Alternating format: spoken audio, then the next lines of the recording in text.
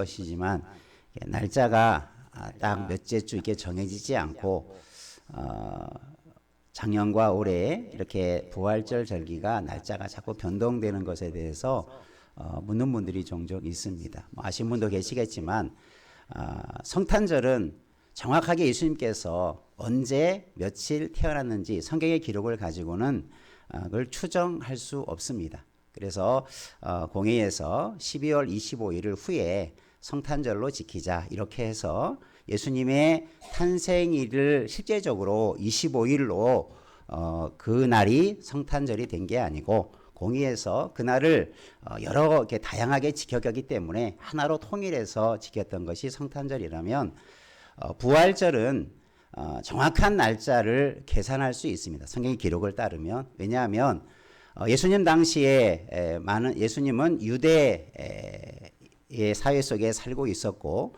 당시 유대인들은 유대의 절기인 유월절을 지킬 때였습니다. 그러니까 예수님은 유월절 전날에 돌아가시고 유월절 지난 이후에 부활하셨죠. 그래서 안식 후 첫날, 이 안식일이 언제냐면 바로 유월절이 시작되는 그 첫날이 안식일이었지요.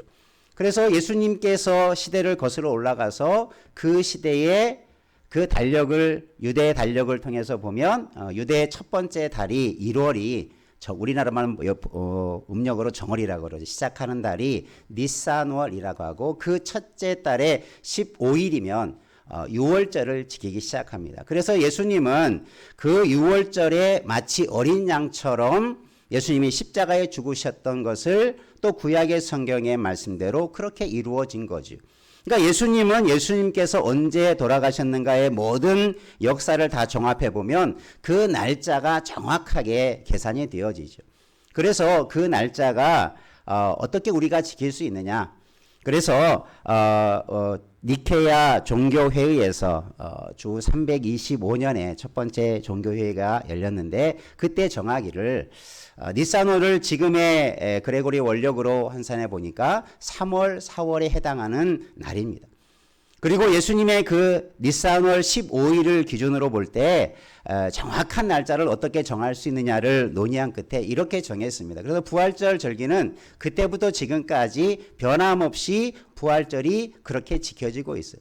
그 첫 번째가 뭐냐면 바로 예수님께서 돌아가신 그 부활하신 날의 날짜를 뭘 기준으로 삼냐면 첫 번째가 춘분을 기준으로 합니다. 그러니까 예수님께서 돌아가시고 부활하신 부활의 날이 춘분을 기준으로 춘분이 지나야 되는 거죠.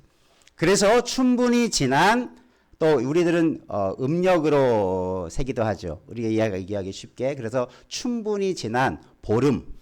그러니까 음력으로 쓰죠. 보름이 지난 주일 그 다음 주일. 이게 정확하게 부활절이 됩니다. 그러니까 춘분이 기준이 되고 그 다음에 보름이 기준이 되고 그 다음에 그 다음 주일이 부활절이 되는 거예요. 오늘 우리 2024년 날짜를 보면 춘분이 언제입니까? 보통 3월 22일 정도가 되고요. 그 다음 보름이 언제였냐면 지난주 일이 보름이었어요.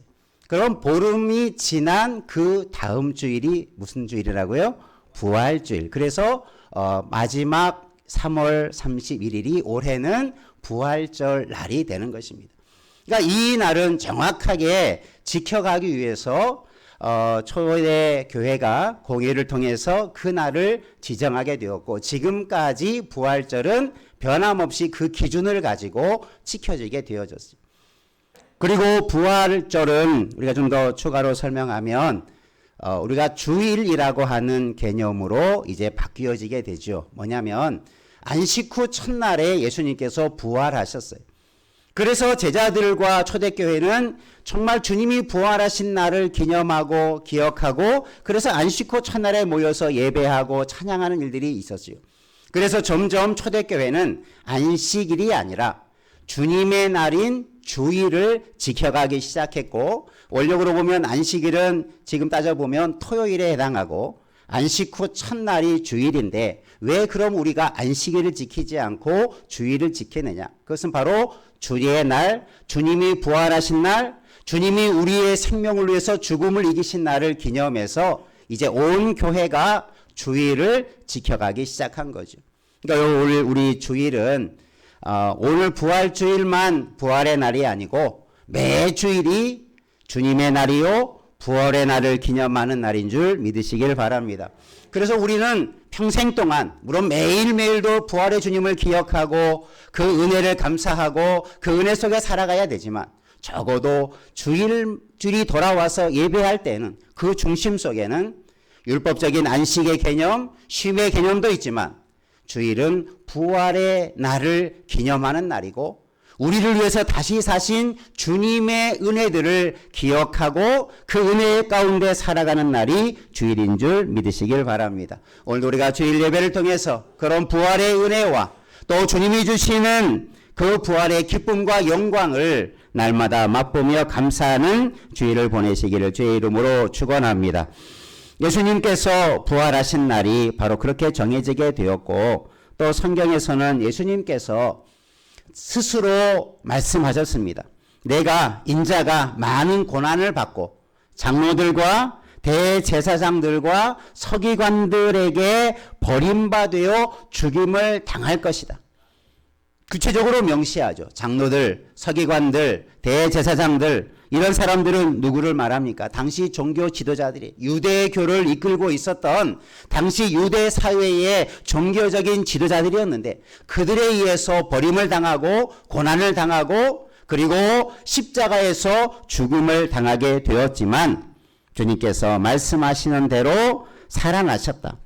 그리고 내가 사흘 만에 다시 살아나야 될 것을 제자들에게 비로소 가르치기 시작했다. 그러니까 예수님께서는 이미 자신이 버림당하고 죽임을 당하고 부활하실 것을 제자들에게 이미 예고해주고 가르쳐 주었다는 말이죠. 그리고 실제로 그 가르침대로 예수님께서는 부활하신 날이 부활절이 되어지는 것입니다. 여러분 본인이 말하고 예수님께서 친히 예고하고 그대로 되어진 사건이 바로 부활의 사건인 줄로 믿습니다. 예수님께서는 수많은 능력과 기적도 행하시고 죽은 자도 살리시고 온갖 질병들을 다 고치시고 온갖 많은 사역을 하셨지만 가장 중요한 사역이 뭐였습니까? 사람들을 고치고 위로해주고 살려주고 불쌍히 여기는 것보다 더 큰 이 땅에 오셔서 하셨던 예수님의 가장 큰 사역이 바로 구원을 이루는 것인데 부활로 말미암아 죽음의 문제를 해결해 주시고 우리에게 구원의 길을 열어주신 그 역사가 예수님의 부활을 통해서 완성되신 줄 믿으시길 바랍니다. 그래서 우리는 그 부활의 주님을 찬양하고 감사하는 그 절기를 매년 지켜가는 것입니다. 오늘 우리가 예수님의 이 부활 앞에서 오늘 고린도전서 15장에 보면 부활에 관한 장으로 우리가 고린도전서 15장은 부활장 이렇게 별칭이 붙어 있죠. 부활에 대해서 아주 자세하게 잘 설명해 주고 있어요.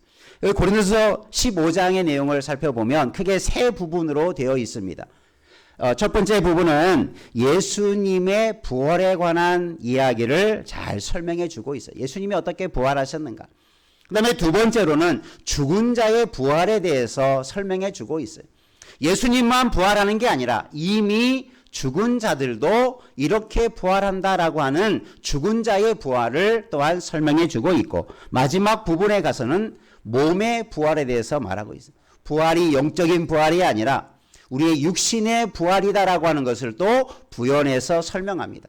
그래서 예수님의 부활, 죽은 자의 부활, 그리고 부활은 영적인 부활이 아니라 우리 몸의 부활이다, 육체의 부활이다라고 하는 것을 잘 설명해 주고 있습니다. 오늘 우리가 읽었던 본문은 그 두 번째 부분인 죽은 자의 부활에 관한 내용 속에 있는 한 부분입니다. 오늘 이 속에서 죽은 자가 어떻게 부활하느냐 이 부분을 설명해 주고 있어요. 그런데 오늘 말씀에 보면 그렇게 말하고 있습니다. 너희 중에 어찌 죽은 자의 부활이 없다고 하느냐라고 하는 죽은 자 가운데서 부활이 없다고 그렇게 말하고 그렇게 생각하는 사람들이 있었다는 거예요. 여기서 너희는 누구겠습니까? 예수 믿지 않는 사람들이 아니라 오늘 이 고린도 전서의 대상자인 누구입니까? 고린도 교회 성도들이에요. 어떻게 보면 예수를 믿는다고 하는 사람들 중에 부활이 없다라고 말하는 자들이 있다라는 소식을 사도 바울이 들었어요. 아마 예수님에 대해서, 말씀에 대해서 깊이 알지 못하는 사람, 예수 믿는 사람 붙들고 당신 부활을 믿습니까? 어떻게 우리가 부활합니까? 당신 정말 부활할 수 있습니까? 이렇게 막 물어보면 선뜻 대답을 잘 하지 못하는 분들도 있고, 때로는 글쎄 나는 믿어지지 않는데, 어떻게 우리가 죽었는데, 다 썩었는데 어떻게 우리가 육체적으로 부활할 수 있을까? 이렇게 의심하는 사람도 있을 것입니다. 초대교회에도 그런 사람들이 있었고, 고린도 교회 안에도 예수님의 부활을 사도들이 통해서 복음이 전하되고 예수와 부활하신 예수님과 복음에 대한 내용들이 전해지면서 많은 의문들을 갖기 시작한 부분 중에 하나가 뭐냐면, 예수님이 어떻게 부활했느냐, 어떻게 죽은 자가 다시 부활할 수 있느냐, 여기에 대해서 회의를 가지고 있는, 믿지 않는 자들이 있었다는 사실이에요. 그래서 오늘 말씀해 보면 그런 자들을 향해서 만약에 부활이 없다면, 만약에 그리스도께서 다시 사신 일이 없다면, 이런 말이 계속 반복됩니다. 그들의 주장을 받아들이는 것이 아니라 그들의 주장이 얼마나 잘못됐고 그들의 주장하는 것이 얼마나 무지한가를 설명하기 위해서 그들의 이야기를 통해서 그렇게 말합니다. 만약에 그리스도의 부활이 없다면 우리는 어떻게 될 것인가? 믿는 자들의 신앙과 교회는 어떻게 될 것인가? 그것을 설명하면서, 그렇기 때문에 예수 그리스도의 부활은 확실하다, 예수 그리스도의 부활은 진리다, 이것을 가르쳐주는 어법이 오늘 말씀의 내용입니다. 그러면 우리가 오늘 말씀을 통해서 예수님의 부활의 확실성을, 또 예수님의 부활이 어떤 것인가를 다시 한번 우리의 마음에 새기고, 혹시 우리가 이해되지 않은 부분이 있을지라도 여러분 믿음으로 부활을 다시 한번 확증하고 확인하고 확신할 수 있는 그런 우리 모두가 되기를 주의 이름으로 축원합니다. 누구에게 대해서도 부활은 있다. 반드시 우리도 부활한다. 마지막 때에 주께서 재림하실 때 우리 모든 사람이 다 부활하게 된다라고 하는 사실을 믿음으로 증거하는 자 되기를 주의 이름으로 축원합니다. 다시 생명을 살리는, 다시 우리가 다시 살아나는 것 같이 영광스러운 일이 어디에 있겠습니까?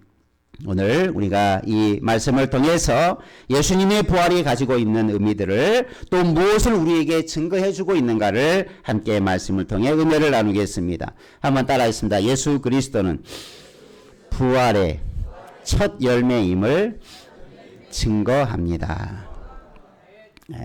어떤 사람의 주장과 같이 죽은 자의 부활이 없다고 한다면, 그러면 죽은 자의 부활이 없으니 예수님의 부활도 있습니까? 없습니까? 없어야 맞는 거죠. 죽은 자가 살아날 것을 설명할 수 없으니 예수님이 다시 살아났다는 것도 그것은 진리일 수가 없다, 거짓이다, 그것을 믿을 수 없다. 그들의 논리대로 말하면 그게 맞겠죠. 예수님이 부활하지 않으셔야 그들의 주장이 맞는 것입니다. 그러나 그들이 주장대로 부활이 없다면 예수님의 부활도 없고, 예수님께서도 그가 사역을 하시면서 죽은 자를 살리시는, 나사로를 살리는 일도 있지 않았습니까? 그런 능력들도 물론 부활과 죽은 자가 일시 살아나는, 치유하는 분명한 차이가 있지만, 예수님의 부활하심을 우리가 어떻게 역설적으로 이해할 수 있습니까? 그것은 예수님의 부활하심은 죽은 자의 부활도 반드시 일어날 수 있다, 그것을 가르쳐 준다는 거죠. 그러니 그런 의심을 해서는 안 되고, 또 실제적으로 말로만 그런 것이 아니라, 말로만 예수님이 살아나셨다, 말로만 예수님이 과거에 부활하셨다더라, 이렇게 생각해서는 안 된다는 거예요. 실제가 그렇다는 거예요. 어떤 분들이 이 부활하신 예수님을 전하면서, 당신이 예수님 만져봤느냐, 도마처럼 직접 내 눈으로 봤느냐, 이렇게 하나님에 대해서, 예수님에 대해서 의문을 가지고 한번 증명해 보라라고 하는 사람에게 이렇게 말했다는 거예요. 당신 아버지가 있을 거고 당신 할아버지가 있는데, 당신 할아버지가 있는 건 있어서 당신이 여기 땅에 태어났을 텐데, 당신 할아버지 내가 만져봤느냐, 내가 당신의 할아버지를 직접 눈으로 보았느냐, 내 할아버지에 대해서 내가 직접 체험한 것이 뭐냐? 이 사람은 아무 말도 못하죠. 보지도 못했고 만져보지도 못했고 이야기하지도 못했는데 그러면 이 할아버지의 존재가 없어집니까? 그게 아니죠. 예수님의 부활하심도 마찬가지입니다. 우리가 보지 못했지만 직접 만져보지 못했지만 예수님의 부활은 너무나 확실한 거예요. 이미 예수님의 제자들도 이런 의심을 가진 사람이 있었죠. 도마가 그랬어요. 도마만 그런 게 아니라 아마 도마가 대표적인 부활을 의심하는 제자의 대표일 것이었을 것입니다. 나이가 예수님이 부활하실 채로 부활하셨을 때 다른 제자들이 함께 했는데 도마만 빠져 있었어요. 그래서 내가 믿지 못하겠다. 그때 예수님께서 나타나셔서 내 손을 내 옆구리에 넣어봐라. 그러면서 주신 경고가 뭐였습니까? 만져보지 않고 보지 않고 믿는 믿음이 더 귀하다. 여러분도 부활을 그렇게 믿으시기를 바랍니다. 왜냐하면 내가 보았다고 내가 만져봤다고 그게 사실이고 그렇지 못했다고 사실이 아니라 이미 수많은 증인들이 있고 이미 수많은 역사 속에서 예수님의 살아나심이 진리라고 하는 사실들이 인정이 되었기 때문이죠. 그러니 부활이 없다고 하는 자들은 무지한 자의 소치죠. 그들의 주장에 불과하다는 거죠. 왜냐하면 예수님이 부활하셨으므로 그래서 죽은 자도 부활한다. 예수님만 부활하는 게 아니라 죽은 자의 부활도 반드시 있게 된다. 성도의 죽음 위에 반드시 부활이 있다. 물론 성경에 보면 믿지 않는 자의 부활도 있는데 그들의 부활은 어떤 부활이냐면 영벌의 부활, 지옥이라고 하는 것에 가는 거죠. 영생의 부활은 천국에 가는 것을 말합니다. 그러니까 모든 자는 죽는 게 아니라 언젠가는 다 부활을 하게 된다. 이게 죽은 자의 부활에 대한 교리요 가르침이었습니다. 오늘 우리는 믿음으로 예수님의 다시 살아나심을 믿으시기를 바랍니다. 예수님이 다시 사셨음을 우리가 믿음으로 받아들일 때 그것이 우리에게 은혜가 되는 거죠. 그리고 예수님은 우리에게 부활에 따라서 예수님은 부활의 첫 열매입니다. 그렇죠? 첫 열매라고 하는 것은 처음 열매를 맺는 나무를 심으면 나무가 바로 심자마자 열매를 맺지 않죠. 몇 년 정도 시간이 걸려야 나무에서 열매를 맺기 시작하고 그 첫 열매를부터 맺기 시작하면 그 다음부터 계속 열매가 맺어지죠. 예수님의 부활이 어떤 것이냐? 죽었다 살아나고 다시 죽은 사람의 이야기가 아니라 예수님의 부활은 죽음에서 다시 살아나셔서 다시는 죽음을 맛보지 않는 것, 이게 부활입니다. 그러니까 예수님의 부활은 세상에 유일무이한 거예요. 죽었다가 다시 영원히 사는 존재는 있지 않지요. 그런데 예수님께서 그 부활에 뭐가 되셨다고요? 처음 열매가 되었어요. 그러면 예수님의 그 부활이 없었으면 그 다음도 기대할 수 없지만 예수님의 부활이 확실하고 예수님의 부활이 너무나 분명한 진리이기 때문에 우리는 그 다음의 부활에 참여하는 자가 되는 줄 믿으시길 바랍니다. 그래서 우리는 예수님 때문에 그 부활의 소망을 더욱더 견고히 갖게 되는 거예요. 아, 예수님께서 부활하셨으니 우리도 부활할 수 있구나. 죽은 자가 염려할 것이 없이 우리가 주님 앞에 다시 부활할 때가 다가오게 되는구나. 우리도 이 부활의 영광에 참여할 때가 오는구나. 여러분, 이런 믿음을 가지시고 우리가 세상에 살아가기를 주의 이름으로 축원합니다.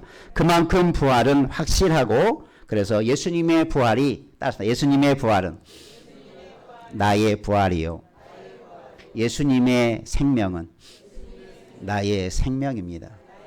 믿습니까? 예수님을 믿으면 우리도 예수님과 같이 그러한 길을 가게 되는 거예요.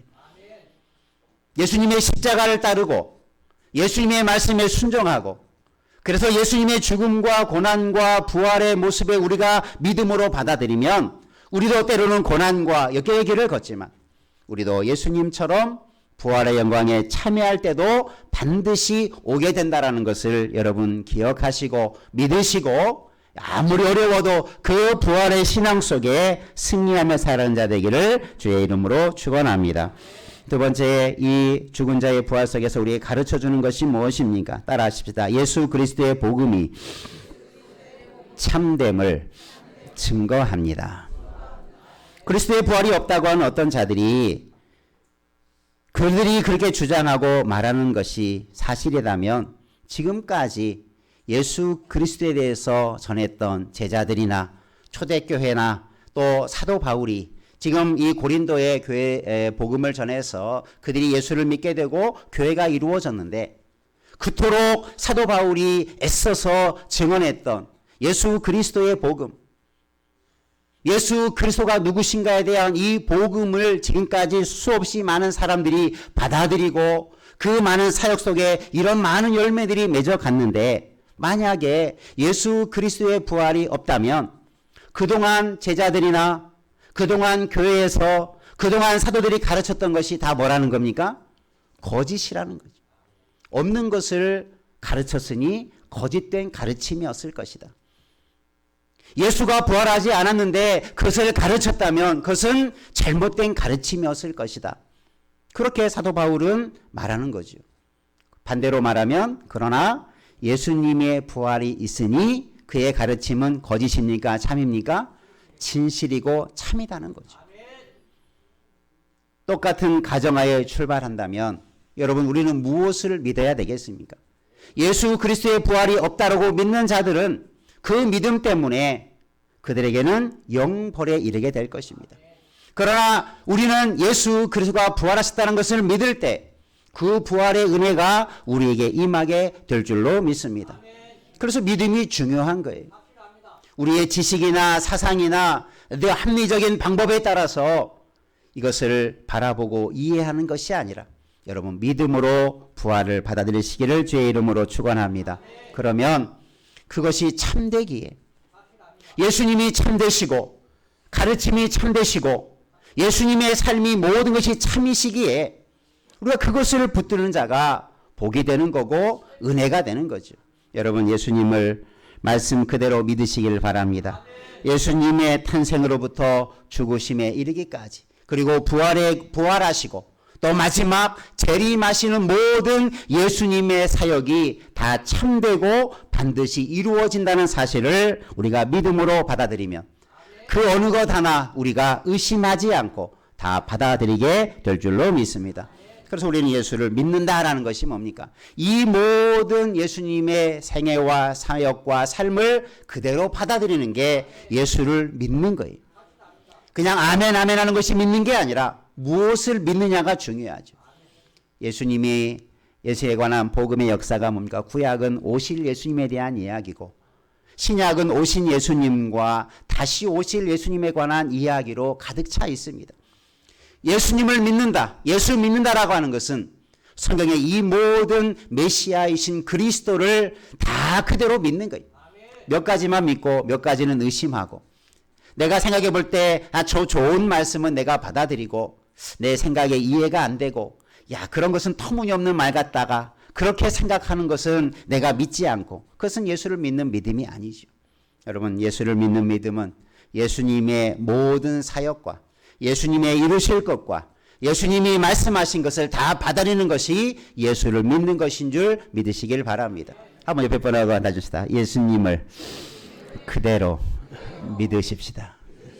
예, 그게 중요해요. 그게 믿음이 우리가 구원에 이르고 오늘 말씀처럼 우리는 부활의 그 은혜를 우리가 누리게 되는 믿음의 사람이 되는 줄 우리가 알고 그 믿음의 길에 서 있기를 주의 이름으로 축원합니다. 예수님은 그래서 우리가 전하는 복음 초대교회로부터 지금까지 만약에 예수님의 부활이 없다면 기독교라고 하는 종교는 세상에 다 없어져 버리고 말았을 것입니다. 왜요? 거짓을 가르치는 종교가 어떻게 수천 년 동안 이어올 수 있겠습니까? 거짓된 것들은 금방 드러나요. 참된 진리는 영원할 줄 믿으시길 바랍니다. 그래서 예수님에 관한 복음은 주님이 오실 때까지 사라지지 않을 것입니다. 아무리 핍박이 있어도 아무리 예수를 못 믿게 해도 이 예수 그리스도에 관한 복음의 진리는 영원할 것입니다. 우리는 그 복음을 믿고 살아가는 자 되어서 마지막 때에 이 부활에 참여하는 가장 영광스러운 하나님의 자녀로서의 삶을 누려가기를 주의 이름으로 축원합니다.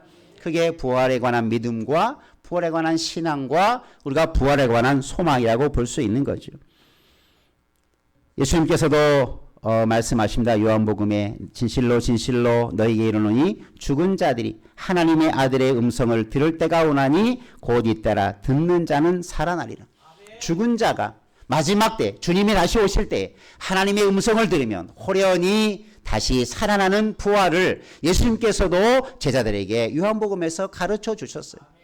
이 부활을 여러분 소망한다면 여러분 죽음이 두려울 것도 없고 죽음이 염려할 것도 아니고 죽음이라는 것이 고난도 아니고 우리가 삶의 하나의 과정이죠. 예수님의 고난과 죽음과 부활과 재림이 하나의 과정이었다면 우리의 죽음은 끝이 아니고 우리가 영광스러운 모습으로 영원한 하나님의 나라에 들어가는 누구나 다 겪게 되어지는 하나의 과정인 거죠.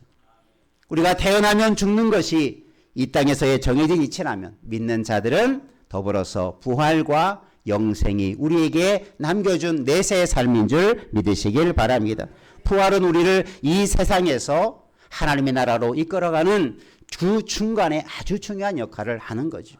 우리가 이 부활의 신앙을 가지고 주님을 섬기고 우리가 그 기쁨과 하나님의 나라에 내가 부활하며 갈 수 있다고 하는 믿음 가지고 이 땅의 고난도 이겨낼 수 있는 자 되기를 주의 이름으로 축원합니다. 세 번째, 예수 그리스도의 부활을 믿는 자에게는 어떤 은혜가 있는가? 세 번째 한번 따라합시다. 부활을 믿는 자가 가장 행복한 자임을 증거합니다. 만약에 믿지 않는 자들이 그리스도의 부활이 없다면 우리의 믿음도 헛것이 되고 만다. 우리는 그래서 여전히 죄 가운데 있을 것이다. 예수님의 부활은 예수님의 십자가와 부활은 죄의 문제를 해결해 주는 아주 중요한 과정이었죠. 예수님이 죽으셔야만이 죄의 문제가 해결되죠. 죽음에서 끝나면 그게 해결되지 못하는데 죽음에서 부활하심으로 우리의 모든 죄 용서하시고 그래서 예수님은 죄와 사망을 이기신 승리의 역사가 부활로 드러나게 되는 거죠. 여러분 예수님의 부활을 그렇게 믿으시기를 바랍니다. 그래서 우리는 승리자가 되는 거예요. 예수님의 부활은 우리에게 승리를 그냥 세상적인 육체적인 싸움의 승리가 아니라 죄와에서의 싸움에서 승리, 영적인 전쟁에서의 승리를 선언해주는 사건이 예수 그리스도의 부활인 줄 믿으시길 바랍니다. 예수님은 아무도 죽음을 이긴 사람이 존재하지 않았지만 예수님은 유일하게 죽음을 이기신 분인 줄 믿으시길 바랍니다. 그게 부활로 드러난 거죠. 죽음이라는 것을 이길 사람은 아무도 없어요. 그러나 예수님만이 죽음과 사망의 권세를 이기시고 우리들에게 죄의 종노릇하는 자들에게 하나님의 나라에서 자녀로서 왕노릇하며 살아가는 의의 사람으로 세워주신 줄로 믿습니다. 그래서 우리에게 이 부활은 승리를 상징하는 사건이 되는 거예요. 아, 예수를 믿으면 죄를 이기는 자가 되는구나. 죄와 사망을 이기는 자가 되는 것, 이것이 바로 부활의 은혜인 줄로 믿습니다. 그래서 우리의 부활을 믿는 자는 예를 들면 부활을 믿지 않는 자에 대해서 오늘 말씀에서 어떻게 말합니까? 오늘 19절 말씀해 보니까 만약에 그리스도 안에 우리가 바라는 것이 부활이 없다고 하는 자들에 대한 이야기죠. 이 세상의 삶뿐이면. 그래서 부활이 없다고 하니까 그들의 관심은 어디에가 초점이 맞춰져 있습니까? 이 세상에 사는 것에 온갖 초점이 다 맞춰져 있지요. 죽음 후의 내세에 대해서, 죽음 후의 삶에 대해서 받아들이지 못하니까 어떻게 하든지 이 세상에서 잘 먹고 잘 살고 행복하게 살아가는 것, 이 세상의 부귀와 영화를 누리는 것에 온갖 소망을 두고 살아가는 거예요. 그래서 이 세상의 삶이 다라고 생각한다면 그 사람은 어떠한 사람이다? 가장 불쌍한 사람이다. 부활의 신앙을 믿지 못하고 우리가 부활에 관한 신앙으로 하나님의 나라를 바라지 못하는 자들이 가장 불쌍한 사람이다. 이렇게 말씀하고 있어요. 여러분 우리는 부활을 믿고 우리는 이 세상의 삶이 다가 아닌 영원한 하나님의 나라가 있음을 믿는다면 우리는 불쌍한 자가 아니라 따라서 우리는 가장 행복한 자입니다. 믿습니까? 우리의 행복은 이 땅에 있는 게 아니라 하늘에 있어요. 이 땅과 비교할 수 없는 것이 하나님의 나라의 은혜와 복인데 부활을 믿지 못하는 자들은 하나님의 나라도 믿지 못하겠지요. 우리 육신의 부활을, 죽은 자의 부활을 바르게 이해하지 못하는 자들은, 믿지 못하는 자들은 하나님의 나라에 대해서도 바르게 알 수 없죠. 그러니까 그 사람들은 자꾸 내 새는 죽어가야, 그런 사람들이 많죠. 죽어봐야 알지 어떻게 아느냐, 가봐야 알지 어떻게 아느냐. 참 그런 사람들은 무지한 사람이죠. 진리를 외면한 사람들이 그런 이야기를 하는 거죠. 여러분, 우리는 그런 일에 현혹되지 않기를 바랍니다. 부활에 대해서 의심하는 자들에 대해서 여러분, 우리가 논리적으로 또 성경적으로 잘 설명할 수 없을지라도 분명한 것은 부활은 있다. 부활은 진리다. 나는 반드시 부활할 수 있다. 이 믿음 가지고 흔들림 없이 나가기를 주의 이름으로 축원합니다. 그래서 고린도전서 15장의 맨 마지막에 보면, 그래서 내 사랑하는 형제들아, 결론적으로 그렇게 말하죠. 견실하며 흔들리지 말아라. 우리가 이 부활에 관한 신앙에 대해서 이 말씀은 직접적인 그런 내용이라고 볼 수 있죠. 우리가 모든 신앙으로 다 해석할 수도 있지만 이 15장에서의 견실하며 흔들리지 말라라고 하는 이 말씀의 핵심은 부활의 신앙 위에 굳게 서 있으라. 누가 그렇게 부활이 없다고 말하고, 누가 그렇게 예수 그리스도의 부활이 거짓이라고 말한다 할지라도 부활의 신앙 위에 굳게 서서 흔들리지 말고 항상 주의 일에 더욱 힘쓰는 자가 되라. 부활의 소망을 가지고 우리가 더 주님의 일에 맡겨질 사명에, 우리가 부활에 이를 때에 아름다운 칭찬과 상급이 있을 줄을 믿고 우리가 그런 일을 더욱 힘쓰는 자가 되라고 결론적으로 말해주고 있어. 이 말이 뭐냐면, 부활의 신앙을 믿지 못하면 믿음도 흔들리고 우리의 신앙의 열정도 식어지고 우리가 하나님의 일을 하는 데에 대한 일에 대한 열정도 갖지 못하게 된다는 사실이죠. 여러분, 부활의 신앙을 가지고 견고한 그 신앙 위에 흔들림 없이 주의 일에 더욱더 힘쓰고 애쓰는 그런 믿음의 심령들이 다 되기를 주님의 이름으로 축원합니다. 그래서 우리에게 승리를 주신 하나님께 감사한다. 50절에 그렇게 말하죠. 여러분, 우리의 부활의 신앙은 승리를 주시는 신앙인 줄 믿으시길 바랍니다. 세상에 못 이길 것이 없는 거예요. 죽음을 이기는 능력과 힘이라면 우리가 무엇을 못 이기겠어요? 여러분, 이런 우리가 신앙에 굳게 서서 오늘 부활주일을 맞이해서 우리의 신앙은 부활의 신앙입니다. 우리가 지키는 매 주일은 부활의 신앙을 다짐하고 점검하고 다시 새롭게 세미 놓는 은혜의 날인 줄 믿으시길 바랍니다. 그래서 매 주마다 이런 부활하신 주님을 만나고 주님의 은혜를 체험하고 또 힘을 얻어서 견고히 서서 주의 일에 더욱더 힘쓰는 우리 모두 되고, 마지막 우리로 죽음 이후에 주님을 만나는 부활의 소망을 가지고 살아가는 우리 모두 되기를 주의 이름으로 축복합니다. 기도하겠습니다. 살아계신 아버지 하나님, 예수 그리스도를 죽음에서 살리시고 부활의 첫 열매가 되게 하시며 우리에게도 그 소망을 주시고 그 부활의 소망 가운데 살아가고 그것을 믿음으로 받아들이며 그것이 진리임을 믿을 수 있는 은혜도 주시니 감사드립니다. 아무리 세상 사람들이, 믿음 없는 사람들이 그리스도의 죽은 자의 부활이 없다 말한다 할지라도 흔들리지 말고 이 신앙 위에 굳게 서서 주님이 오실 때 우리가 부활의 그 영광의 날을 고대하며 믿음의 길을 달려가는 하나님의 나라의 일꾼들 되게 하여 주시고, 매 주일이 부활의 날을 기념하는 날이요 매 주일이 부활의 주님을 만나며 은혜로 체험받는 시간인 것을 기억하고 우리가 부활의 주님과 함께하는 은혜가 넘치게 하여 주옵소서. 예수님의 이름으로 기도하옵나이다. 아멘.